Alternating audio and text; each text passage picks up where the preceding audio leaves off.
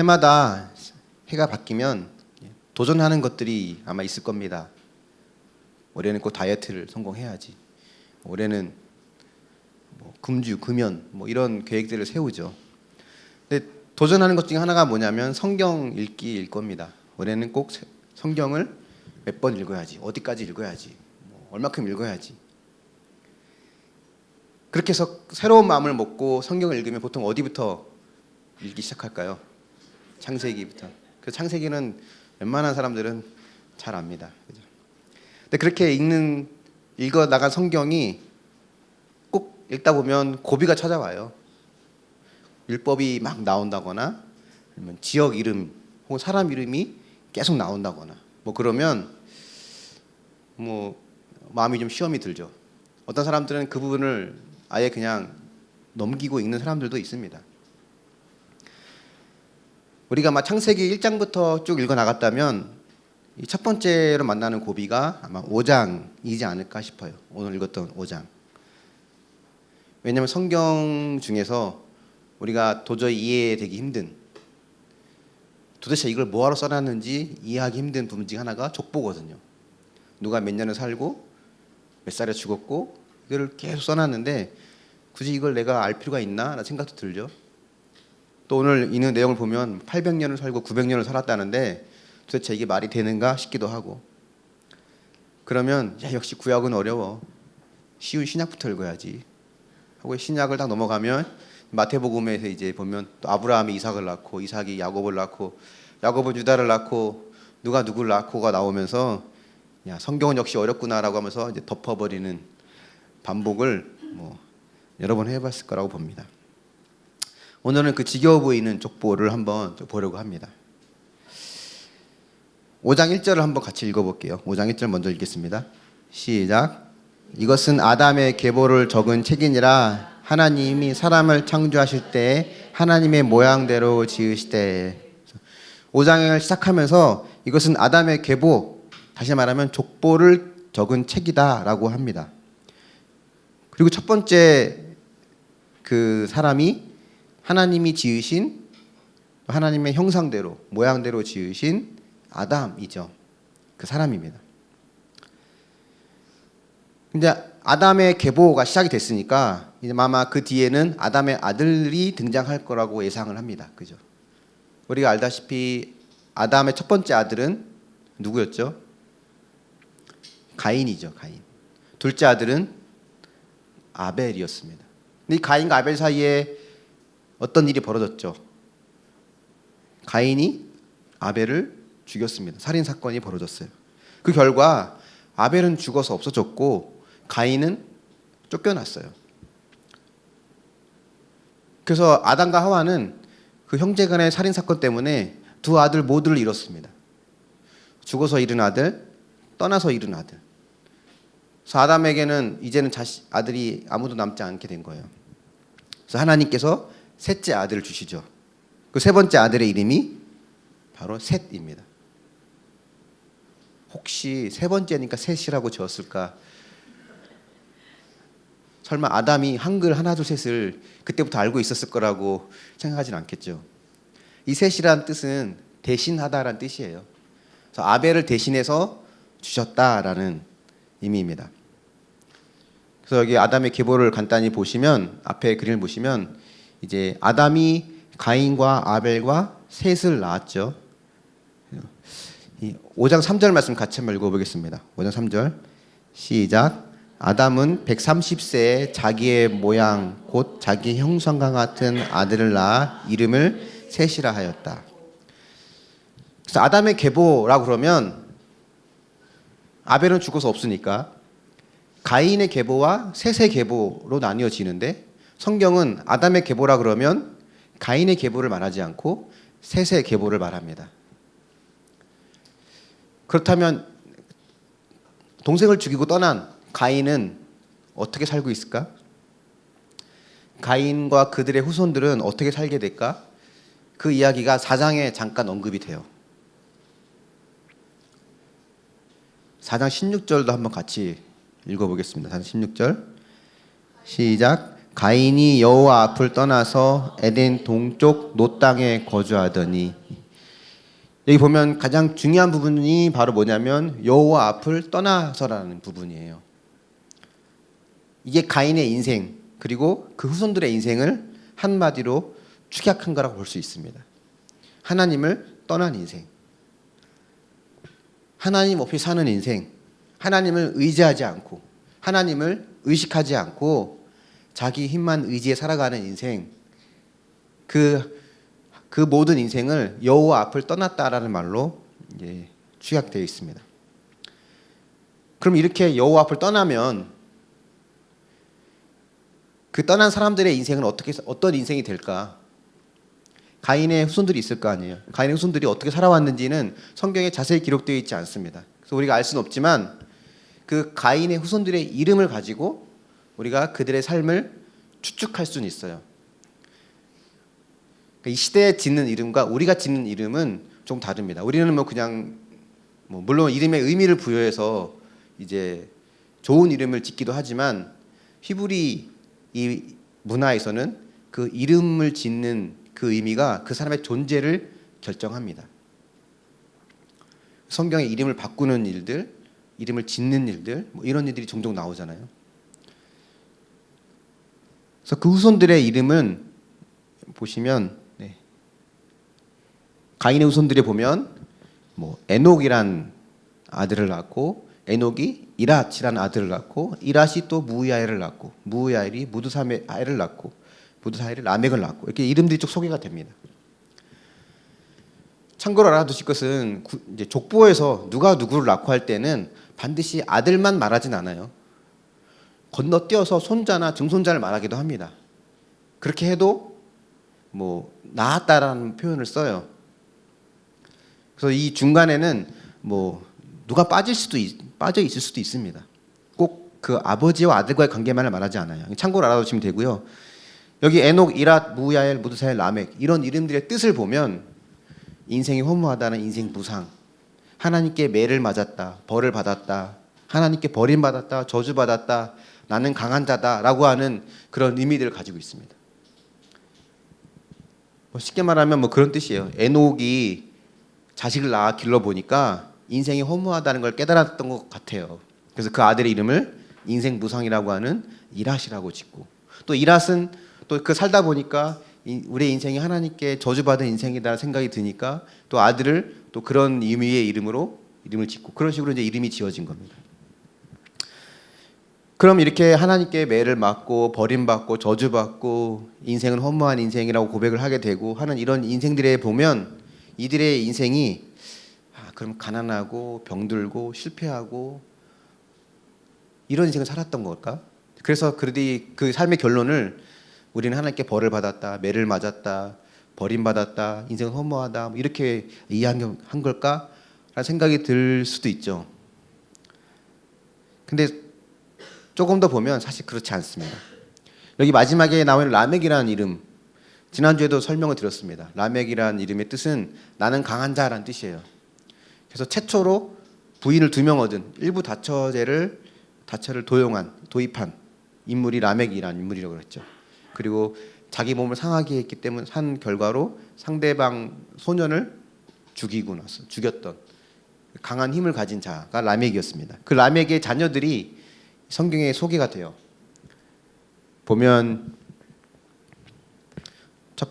첫 번째 아들이 야발이라는 뜻입니다. 20절에 보면 야발이라는 뜻이 나오는데 이 장막에 거주하고 육축을 치른 자의 조상이라고 할 수 있죠. 쉽게 말하면 목축업의 조상이에요. 목축은 이 당시에 다 모든 사람들이 하고 있던 거였거든요. 아벨도 양을 치는 자였잖아요. 근데 야발이라는 사람은 그것을 조직화하고 기업화하고 전문화했던 사람입니다. 오늘날 보면 오늘날로 비유하자면 어떤 기업을 일구고 어떤 대기업처럼 그런 어떤 큰 사업을 하는 어떤 그런 사람이라 할 수 있죠. 21절에는 여기 잘못 나왔는데 유발이라는 사람입니다. 유발이라는 사람은 수금과 퉁소를 잡는 모든 자의 조상이라고 되어 있는데 수금과 퉁소가 악기잖아요. 음악을 하는 모든 자의 조상입니다. 그 시대에 유행하는 음악을 만들고 그걸로 사람들에게 인기를 얻는, 오늘날로 표현하면 그런 조상이니까 뭐 YG나 SM 같은 어떤 기획사 사장이라든가 거기에 소속돼 있는 뭐 그런 굳이 비유하자면 그런 사람들이죠. 22절에 보면 두발가인이라는 인물이 나오는데 여기는 구리와 쇠로 기구를 만드는 자의 조상이라고 되어 있습니다. 기계를 발명하고 어떤 시대의 문명을 발전시킨 사람들이에요. 뭐 굳이 우리식으로 표현하자면 뭐 아이폰을 만든 스티브 잡스라든가 핸드폰을 뭐 쓸데없이 접었다 폈다 만들게 만드는 어떤 그런 삼성이라든가 뭐 인공지능을 만든 구글이라든가 뭐 이런 어떤 그 시대의 문명과 기계와 어떤 그런 것들을 발전을 시켜 나가는 조상들이라고 할 수 있죠. 또 22절에 한 사람 더 소개가 되는데 이 두발가인의 누이인 나아마란 여인입니다. 이 여인은 어떤 일을 했는지는 잘 나오진 않아요. 이름만 소개되어 있는데 이 나아마의 뜻이 쾌락, 즐거움 뭐 이런 뜻이거든요. 아마 쾌락과 즐거움을 추구하는 삶이었다라고 이제 예상이 되고, 다른 문서를 보면 이 나아마의 역할이 패션이라든가 어떤 그런 쪽의 어떤 선두주자로 이제 소개가 되기도 합니다. 가인의 후손들, 여호와를 떠나 살아간 인생들, 때로는 인생은 허무하다 그러고 때로는 뭐 하나님이 우리를 벌하셨다, 저주받았다 그렇게 고백했던 후손들의 삶이 가난하고 병들고 찌들고 실패한 인생이 아니라 오히려 화려한 인생이에요. 세상의 문화 문명을 발전시킵니다. 나중에 창세기 11장에 가면 또 이들처럼 하나님을 떠난 사람들의 후손들이 바벨탑을 짓거든요. 획기적인 건축 기술을 통해서 이제 바벨탑을 짓게 됩니다. 그러니까 그들이 이렇게 또 화려한 인생을 살아가고 그 부러워할 만한 인생, 뭔가 큰 성공과 업적을 남기는 인생을 살아가게 되는 것을 우리가 보게 됩니다.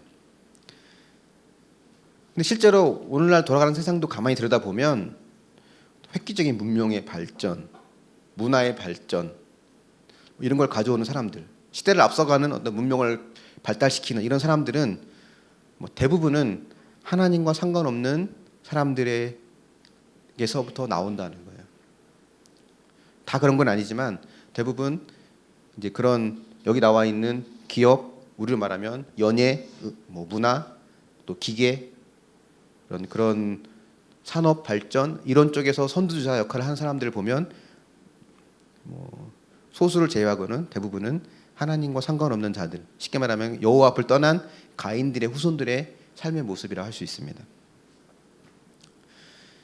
근데 여기서 우리가 주목해야 될 것은 뭐냐면 이들이 이렇게 인정받고 화려하게 살아가는 그들의 삶을 성경은 기록해 놓지 않았다는 거예요.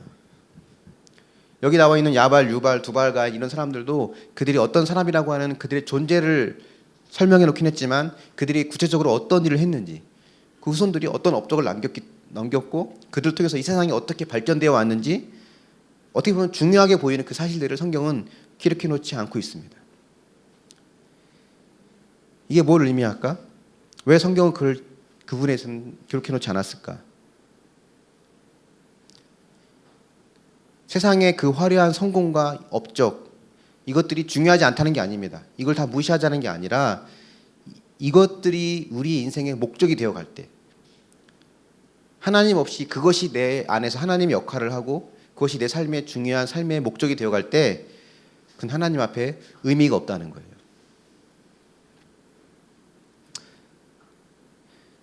가인의 후손의 삶이 그렇다면 셋의 후손들은 어떻게 살았을까? 가인의 후손과 반대되는 삶을 살았습니다. 한번 같이 창세기 4장 26절인데요. 같이 한번 읽어보겠습니다. 시작. 셋도 아들을 낳았고 그 이름을 에노스라 하였으며 그때 사람들이 비로소 여호와 이름을 불렀더라. 에노스라는 이름의 뜻은 연약하다는 뜻이에요. 그것도 아주 약한 사람을 말합니다. 극도로 연약한, 자기 힘으로 할 수 있는 게 하나도 없는. 아마도 셋째 아들 셋이 인생을 살면서 자식을 낳고 살다 보니까 내 인생이 얼마나 연약한지, 내 힘으로 할 수 있는 게 하나도 없구나, 내가 정말 연약한 자구나라는 것을 살면서 뼈저리게 깨달은 것 같아요. 그래서 그 아들의 이름을 에노스라고 하는 연약한이란 뜻으로 지었습니다. 그렇게 내가 얼마나 연약한지를 알고 나니까 어떤 결과가 오냐면 그때 사람들이 비로소 여호와 이름을 불렀다는 거예요. 우리가 언제 여호와 이름을 부를까? 언제 하나님을 찾을까? 그것은 내가 연약한다는 것을 깨달을 때입니다. 내 힘으로 될 수 있는 게 하나도 없구나. 지금까지 살아온 것이 내가 내 힘으로 되어진 것이 하나도 없구나. 나는 뼛속까지 죄인이라 하나님 앞에 그 어떤 것도 내밀 만한 것이 없구나. 내가 얼마나 연약한지를 깨닫는 것이 은혜라는 거예요.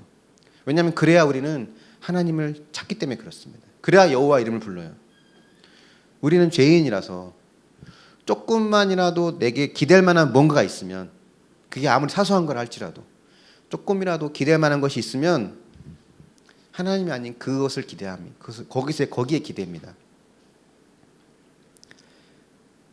그래서 우리의 연약함이 드러나는 것, 내가 얼마나 연약하고 내가 얼마나 무능한지 이게 드러나는 사건, 때론 그 일 때문에 내가 수치스럽고 부끄럽지만 그 일이 드러나는 것이 또 한편으로는 하나님의 은혜예요. 그때가 하나님이 나를 만나주시고 나를 찾으시고 나를 부르시는 때이기 때문에 그렇습니다. 그렇지 않으면 우리는 하나님을 부르지 않기 때문에 그래요. 그 뒤에 나오는 아담의 후손들도 보면 에노스가 게난을 낳고, 게난이 마할랄렐을 낳고, 야렛을 낳고, 그 다음에 에녹을 낳고, 여기 다 기록하지 않았지만 오늘 20절까지만 읽었기 때문에 에녹까지 기록했지만 그 뒤에 계속하면 노아까지 계속 이제 연결이 됩니다.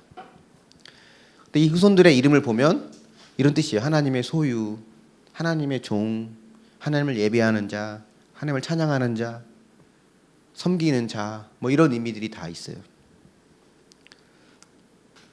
이걸 보면서 아이들의 인생이 어떤 인생이었겠구나라는 것을 우리가 추측을 하죠.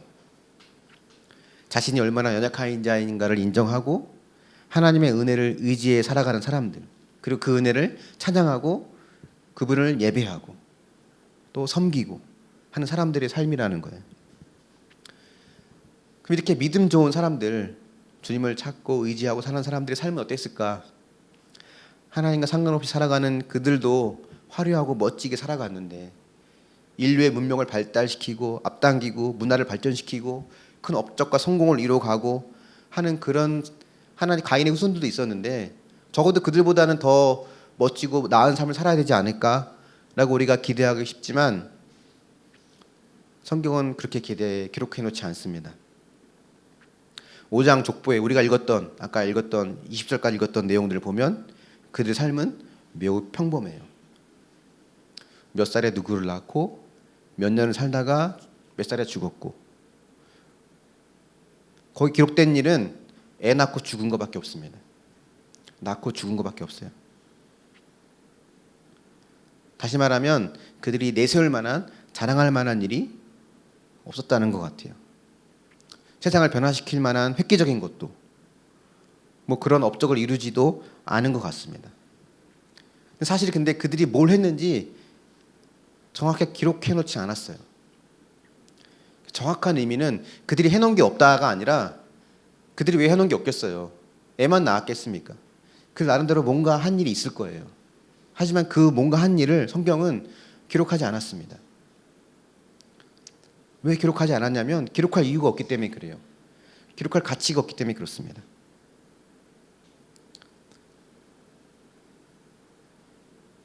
이 땅에서 내가 얼마나 이루었느냐, 이 땅의 삶이 보잘것없다라는 게 아니라 그보다 더 중요한 것은 하나님과 함께하는 삶. 그것만으로도 그 인생은 충분히 가치 있고 아름답다는 겁니다. 우리가 생각할 때 멋지고 아름다운 삶은 세상의 문화를 발전시키고 발달시키고 사람들에게 주목을 받고 인정받고 유명해지는 어떤 뭔가 이루어서 사람들로 하여금 존경을 받을 수 있을 만한, 인정받을 수 있을 만한 그 일을 이루어가는 것이 아름다운 인생이라고 생각하기 쉽지만 하나님 보실 때 복되고 아름다운 인생은 그것과는 상관이 없다는 거예요. 하나님과 함께하는 삶, 하나님이 소유임을 인정하고 그분의 종인 것을 인정하고 그분의 은혜를 찬양하고 예배하고 섬겨가는 그분과 함께하는 삶, 그것만으로도 충분하다는 겁니다. 그러니까 우리는 다 하나님의 형상으로 지음받은 존재들이잖아요. 하나님의 모양대로 지음받은 존재. 그게 무슨 뜻이냐면 그 말은 우리는 하나님을 통해서만 하나님으로만 채워질 수 있는 공간이 있다는 거예요. 우리 안에는 우리가 추구하는 만족과 행복, 하나님을 통해서만 채워질 수 있는 그 공간이 우리 안에 블랙홀 같은 공간이 있습니다.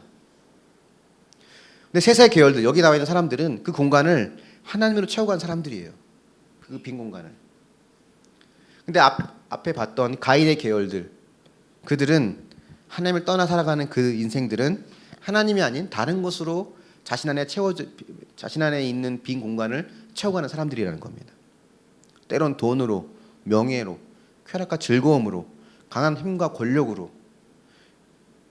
그런 걸로 자기의 마음에 비어있는 공간을 채워가려고 수없이 노력하고 살아가지만 분명한 사실은 하나님으로 채워져야 할 그 공간에 하나님이 아닌 다른 것을 채울수록 오히려 그 공허함과 그 허무함은 더 크게 느껴진다는 겁니다. 우리는 아담의 범죄로 하나님의 형상이 깨어졌죠. 그래서 우리는 본능적으로 하나님이 아닌 다른 것에부터 만족과 행복을 얻으려고 하는 습성이 있습니다. 하나님이 아닌 사람의 인정을 받으려고 하고 그러기 위해서는 나에 있는 나약함을, 연약함을 숨기고 내 능력을 증명하려고 합니다. 평생 그 증명하며 살아가요. 하지만 거기에는 결코 만족이 없습니다.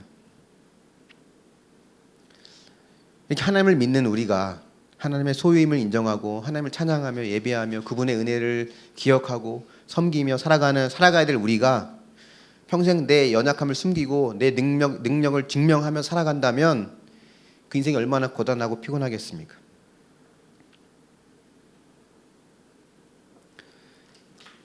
교회를 다닌다고 하는 것, 신앙생활을 한다고 하는 것은 주일날 11시에 한두 시간 어디에 앉아있느냐 그걸로 결정되어지는 게 아니라는 거예요. 그걸로 우리의 신앙을 구분짓는 것은 의미가 없습니다. 믿음의 사람이라고 하는 것은 세상에서 더 많은 것을 가지고 누리고 살아가는 것을 인생의 목적으로 살지 않고 하나님이 내게 무엇을 원하시는가를 목적으로 살아가는 사람들입니다. 하나님이 아닌 다른 것으로 내 마음을 채우기보다는 하나님이 아닌 다른 것으로 내 안에 있는 위안과 안정감, 내 존재감을 얻으려 하는 것이 아니라 하나님으로 내 안의 마음을 채워가는 사람들. 그건 신앙인이라는 거죠. 근데 우리는 때로는 일요일 11시에 앉아있는 시간을 통해서만이 나의 신앙과 정체성을 나타내는 수밖에 없는 그런 삶을 살아갈 수도 있습니다. 하나님으로 내 마음을 채우기보다는 다른 것으로 나를 채워가면서 거기서부터 안정감, 평안함, 내 존재감을 얻으려고 한다면 바로 그것이 내 안에 있는 내 마음속 우상이에요. 근데 오해는 하지 않길 바랍니다. 믿음의 사람들은 세상 일에 무관심해야 된다. 멋지고 화려하게 살아가는 것은 하나님과 상관없는 일이다. 그걸 말하는 것이 아닙니다. 여러분이 있는 삶에서 최고가 되십시오. 여러분의 삶에서 할 수 있는 한 최선을 다하십시오. 하지만 그 성공과 화려함이 우리의 목적이 돼서는 안 된다는 거예요. 예수님이 40일 금식하시고 나신 후에 마귀가 예수님을 시험했죠. 3가지 시험을 했습니다. 첫 번째가 돌이 떡이 되게 하라는 거예요. 네가 하나님의 아들이야? 그럼 돌을 떡으로 바꿔봐. 먹는 거예요. 돌로 떡을 바꿀 수 있는 능력이 있으면 먹고 사는 건 해결된다는 겁니다. 너는 큰 부자야. 그걸 보이라는 거예요. 그 다음 시험이 성전 꼭대기에서 뛰어내리라는 겁니다. 네가 하나님의 아들이면 꼭대기에서 뛰어내려봐. 천군 천사가 너를 보호할 거야. 많은 사람들이 지켜보는 앞에서 영웅이 되라는 거예요. 유명한 자가 되라는 겁니다. 그리고 세상의 화려한 모든 것을 보여주면서 나에게 경배해라. 그럼 이걸 다 줄게. 마귀가 예수님께 요구한 것은 이거였습니다. 먹는 거 해결되고 큰 부자로 살아가고 세상에서 유명한 사람 되어 사람들로부터 인정받는 유명한 자가 되고 세상에 즐길 수 있는 멋지고 화려한 것을 다 즐겨. 그게 세상의 전부야. 그게 인생의 전부야. 그걸 누리는 것이 성공한 인생이고 승리한 인생이고 그걸 누리지 못하는 인생이 바보 같은 인생이라고 하는 거예요. 영웅이 되어 뭔가 특별한 존재가 되고 세상의 명예와 특권을 누릴 수 있는 것이 세상의 목적이 되어가는 그것이 화려한 인생이고 승리한 인생이라고 하는 사단의 이 유혹은 오늘날 우리에게도 매우 달콤하게 다가옵니다. 그죠? 이 사단이 예수님께 행한 시험은 다 우리 모두에게도 동일하게 계속해서 주어지고 있는 시험이거든요. 목회자인 저에게는 그런 유혹이 없을까요? 그런 욕망이 없을까요? 저라고 종교적인 스타가 돼서 방송에도 나오고 책도 내고 유명한 자가 되고 싶은 욕망이 없을까요? 설교 잘하는 목회자로 소문나고 개척해서 성공한 목회자로 소개가 되고 소문나고 그런 마음이 왜 없겠습니까? 저에 그런 욕망이 없겠어요? 설교는 여러분에게 세상에서 영웅이 되고 특별한 존재가 되는 것, 특별한 자가 되는 것이 전부가 아니다. 그게 목적이 돼서는 안 된다라고 설교하지만 저에게는 또 다른 욕망이 여전히 꿈틀대고 있거든요. 그때마다 나는 이런 연약한 존재구나. 나라고 특별하지 않구나. 이걸 인정하는 사람만이 하나님을 의지할 수 있는 사람이 되는 겁니다. 여러분 한번 묵상해 보십시오. 행복을 위해서 하나님 외에 다른 것을 추구하며 살고 있지는 않습니까? 또 거룩을 위해서 나를 행복하게 해줄 것 같은 그 무언가를 포기해 본 적이 있나요? 소위 오늘 셋의 계열들 아담의 계보에서 우리에게 정말 중요한 것이 뭔가를 한번 두 가지 정도를 살펴보려고 합니다. 첫 번째로 이 셋의 계보가 보여주는 중요한 것은 하나님 나라의 확장이라고 할 수 있어요. 아까 읽었던 5장 전체 내용들을 보면 많이 나오는 말이 낳고예요. 누가 누굴 낳고, 몇 살에 누굴 낳고, 몇 살에 누구를 낳고. 단순히 자녀를 많이 낳았다라는 것만 의미할까요? 자녀를 많이 낳았고 육아에 전념했다? 그 이상의 의미일까? 하나님과 동행하는 게 아이를 낳고 육아에 전념하는 걸 말하는 걸까? 솔직히 전혀 틀린 말은 아닌 것 같습니다. 제가 애를 낳고 키워보니까 하나님을 찾게 되더라고요.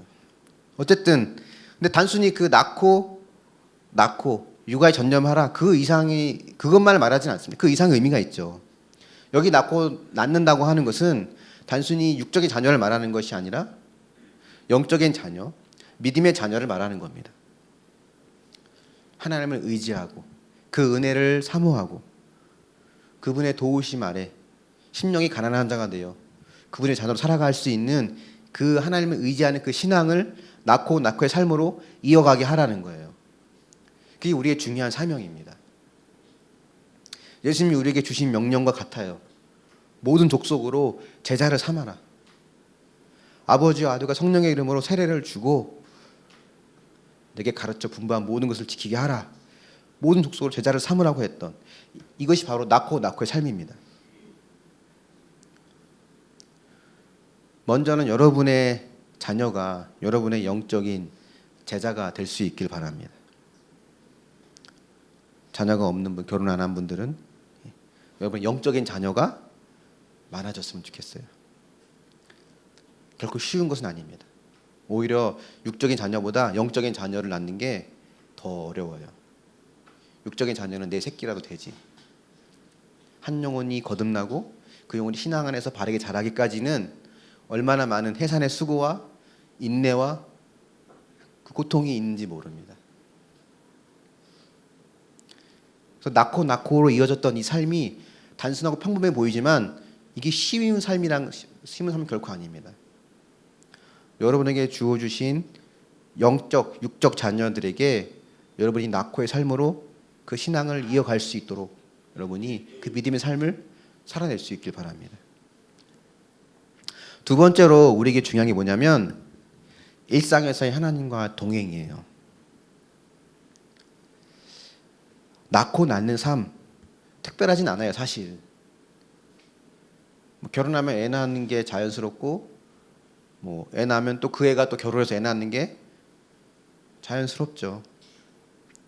그 자체가 육축의 조상, 기계 문명의 조상, 음악의 조상들처럼 획기적인 문명과 발달을 가져오지 않습니다.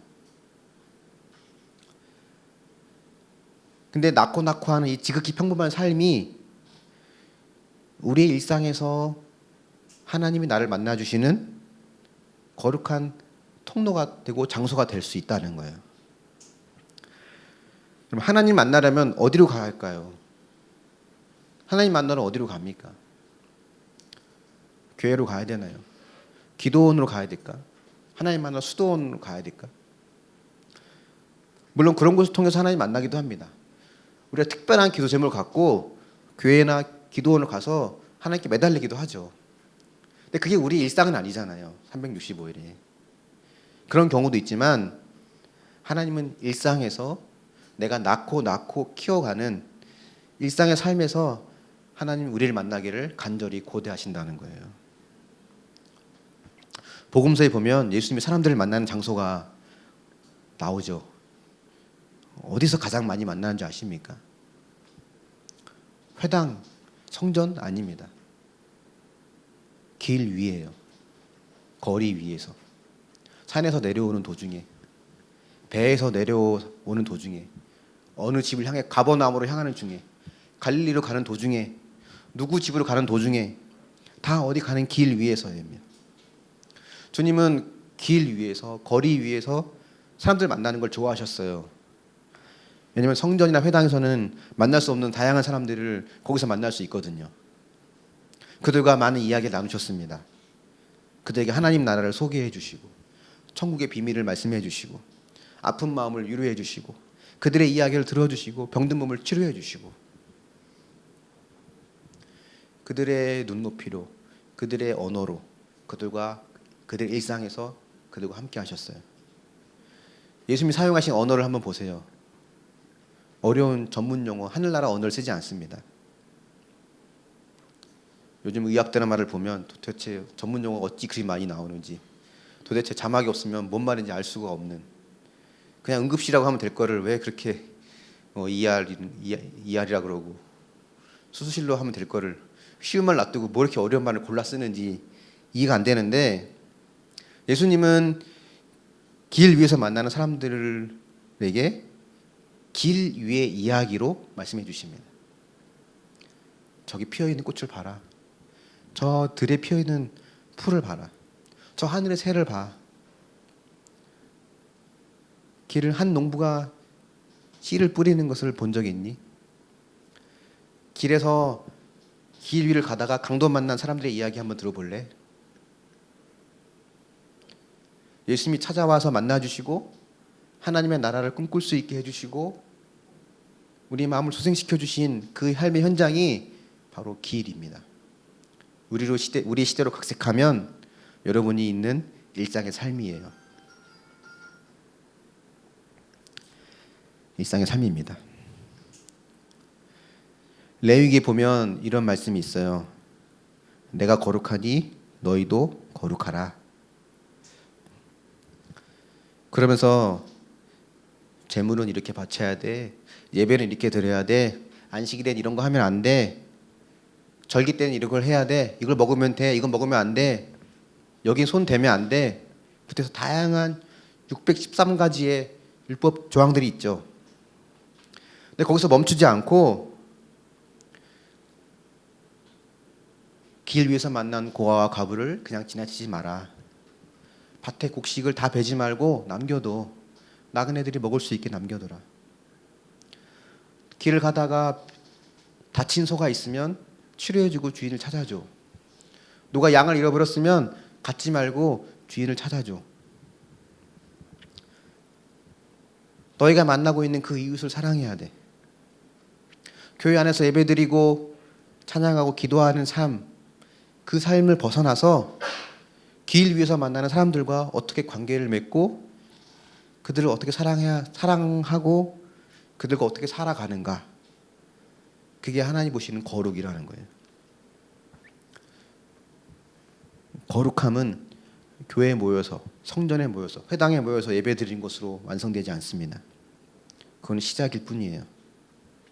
여러분이 길 위에서 오고 가며 만나는 사람들, 윗집, 아랫집, 옆집 사람들, 직장에서 만나고 오고 가는 수많은 사람들, 거리에서 주고받는 많은 사람들, 그들과 어떻게 관계를 맺고 대화를 나누고 사랑을 주고받고 만나는 이 모든 일들 하나님은 거룩하다라고 하십니다.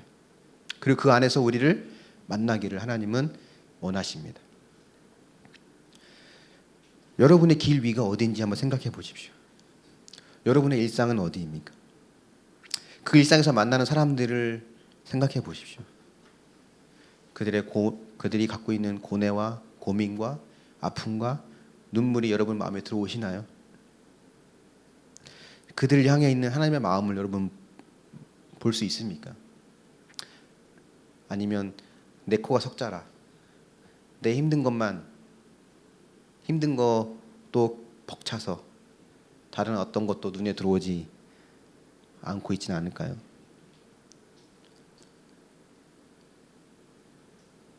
거룩한 삶은 길 위에서 일상에서 하나님과 동행하는 걸로 완성되어지는 거예요. 늘 반복되는 평범한 삶이죠. 직장 다니는 분들은 언제 사표를 쓸 수 있을까를 항상 꿈꾸며 살아가고, 학교 다니는 사람들은 언제 졸업할 수 있을까, 언제 방학을 할 수 있을까를 꿈꾸며 살아가고, 저는 언제 은퇴할 수 있을까를 예, 농담이고요. 어쨌든 그런 평범함 속에 살아가고 반복되는 일상에 정말 지긋지긋한 삶이라고 고백할 수도 있습니다. 사람 쳇바퀴 도는 삶. 내가 언제까지 이 뒤치다꺼리를 해야 되나? 언제까지 이 수고를 해야 되나? 하지만 그 평범함 속에서 하나님과 동행할 때 그게 진짜 신앙이에요. 특별한 인생은 내가 특별해서가 아니라 평범한 일상 속에서 하나님이 함께해 주실 때 그 인생이 특별한 인생이 되는 겁니다. 내 존재가, 내 역할이, 내가 맡은 직업이 평범하냐 특별하냐는 중요하지 않아요. 예수님은 다 만나셨습니다. 니고데모처럼 고위직에 있는 사람들도, 세리와 창녀들처럼 밑바닥의 인생인 사람들도. 요즘 영화 기생충이 또 다시 재개봉을 한다는데 그 위에 사는 사람들, 위층에 사는 사람들이나 반지하에 사는 사람들이나 아니면 더 지하에 사는 사람들이나 하나님은 가리지 않고 다 만나기 원하신다는 거예요. 중요한 건 어느 자리에 있든 그 자리에서 내가 하나님과 동행하는 겁니다. 그 하나님과의 동행이 여러분의 삶 속에서 매일매일 경험되어질 수 있기를 바랍니다. 한번 묵상해 보십시오. 평범한 삶 속에서 동행하시는 하나님 여러분 경험하고 만나고 있습니까? 특별하지 않은 평범한 삶, 그 삶의 가치를 내 생각과 내 기준으로 평가 전하하고 있지는 않습니까? 말씀의 결론을 맺어보겠습니다. 하나님과 동행하는 것은 40일 금식해서 이루어지는 게 아닙니다. 작정 기도해서 들어가는 게 아니에요. 악하고 악한 세상 속에서 그분과 동행하는 일상 속에서 이루어집니다. 그 성령 하나님은 지금도 우리와 동행하고 계시죠. 그분과 동행하며 살아가는 삶, 그리고 일상 속에서 만나는 사람들에게 그분의 함께하심을 전하고 보여주고 흘려보내는 인생. 그것이 낳고의 삶이고, 그것이 하나님이 말씀하신 가인의 계보, 아담의 계보, 셋의 계보에 오를 수 있는 하나님의 믿음의 사람들입니다. 주님이 모든 자를 만난 것처럼, 어디서든지 모든 자를 만나신 것처럼 주님은 여러분의 삶의 현장에서 여러분을 만나길 원하고 계십니다. 혹 주일날만, 예배 시간만 하나님을 찾고 그 외의 시간에는 하나님을 잊어버리고 살아가고 있다면 지금 문 밖에서 여러분의 마음을 두드리시는 주님을 너무 오랫동안 세워두지 않았나 싶습니다. 그분을 이제는 그분에게 내 문을 열어드리고 내 삶의 주인으로, 나의 구원자로, 또 내 삶의 인도자로 받아들이면서 그분의 따뜻한 사랑을 온전히 누리고 전할 수 있는 저와 여러분이 될 수 있기를 예수님의 이름으로 축원합니다. 아멘.